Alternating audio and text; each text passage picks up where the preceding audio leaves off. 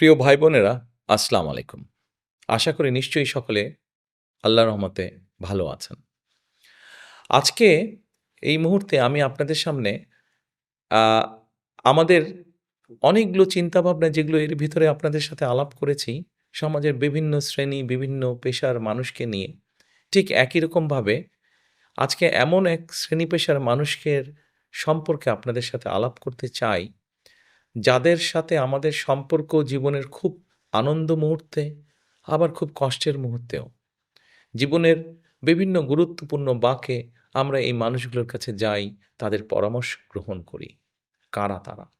তারা হচ্ছেন আমাদের সমাজে যারা পরিচিত মসজিদের ইমাম সাহেব হিসাবে, যারা পরিচিত খতিব হিসাবে, যারা পরিচিত মুয়াজ্জিম হিসাবে। এই মানুষগুলোর কথা আমি বলতে চাইছি।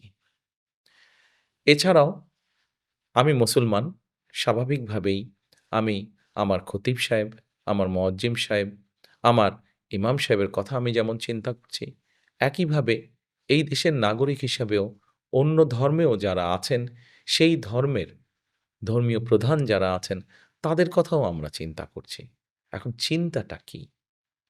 দেখুন, একটু আগেই বললাম যে এই মানুষগুলো আমাদের জীবনের সুখ, দুঃখ, বেদনা সবকিছুর সাথে কমবেশি তারা জড়িত আছেন। যেহেতু তারা জড়িত আছেন, আমি মনে করি, আমার দল মনে করে, আমাদের দল মনে করে যে এই মানুষগুলোর পাশেও রাষ্ট্র বা সরকারের দাঁড়ানো উচিত। এখন জিজ্ঞেস করতে পারেন আপনারা কিভাবে দাঁড়ানো উচিত?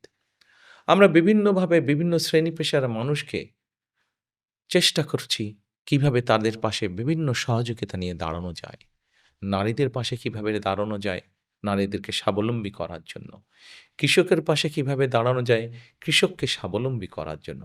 ঠিক একইভাবে আমরা চাইছি যে আমাদের যে খতিব সাহেবরা আছেন, আমাদের যে ইমাম সাহেবরা আছেন, আমাদের যে মুয়াজ্জিম সাহেবরা আছেন, অথবা অন্য ধর্মের যারা ধর্মীয় প্রধানরা আছেন, এই ব্যক্তিদের জন্য আমরা সরকারের পক্ষ থেকে একটি মাসিক সম্মানের ব্যবস্থা করতে চাইছি। যাতে করে তারা সমাজে সম্মানটা বৃদ্ধি পায় তাদের।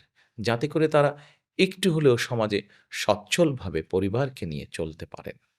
শুধু তাই নয়, আমরা চাইছি একইভাবে এই ব্যক্তি সম্মানী ব্যক্তি যাদের কথা বললাম, এই ব্যক্তিদের মধ্যে যদি কোনো রকম প্রশিক্ষণ দেওয়ার মাধ্যমে তাদের দক্ষতা বৃদ্ধি করা সম্ভব হয়, তাহলে আমরা সেই ব্যবস্থাটাও করতে চাইছি। যাতে করে সেই মানুষটি তার ভেতরে যেই অন্য গুণ আছে, সেটি প্রকাশ করার মাধ্যমে তার অর্থনৈতিক উপার্জন সৎ হালাল উপায়ে, সৎ উপায়ে যাতে বৃদ্ধি করতে সক্ষম হন। আমরা ইমাম মুয়াজ্জিম কল্যাণ ট্রাস্টকে প্রকল্প গ্রহণ করার মাধ্যমে আমরা এটাকে সময়োপযোগী করার মাধ্যমে এটাকে শক্তিশালী আমরা করতে চাইছি। আপনাদের হয়তো অনেকেরই জানা আছে ১৯৯৩ সালে বিএনপি সরকার প্রবর্তন করেছিল মসজিদ ভিত্তিক শিশু এবং গণশিক্ষা কার্যক্রম, যেটা সারা দেশে বিস্তৃত। আমরা এটিকে আবার সুন্দরভাবে চালু করতে চাইছি। যাতে করে আমাদের সামাজিক যে মূল্যবোধ, পারিবারিক যে মূল্যবোধ, ধর্মীয় যে মূল্যবোধ, এগুলো আমরা আমাদের শিশুদের আগামী প্রজন্ম যারা, ভবিষ্যৎ যারা, তাদের মধ্যে সুন্দরভাবে এই মূল্যবোধগুলোকে যাতে স্থাপন করতে পারি। এজন্যই এই প্রকল্পগুলো আমরা গ্রহণ করতে চাই। কারণ আমরা চাই একটি সুন্দর সমাজ, একটি সুন্দর দেশ, একটি সুন্দর পরিবেশ সবার জন্য গড়ে তুলতে।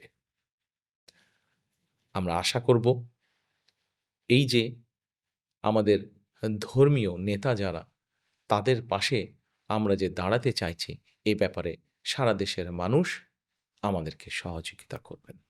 পরিশেষে আপনাদের সকলের সহযোগিতা কামনা করে আমার বক্তব্য শেষ করছি। সকলে ভালো থাকবেন। আল্লাহ হাফেজ।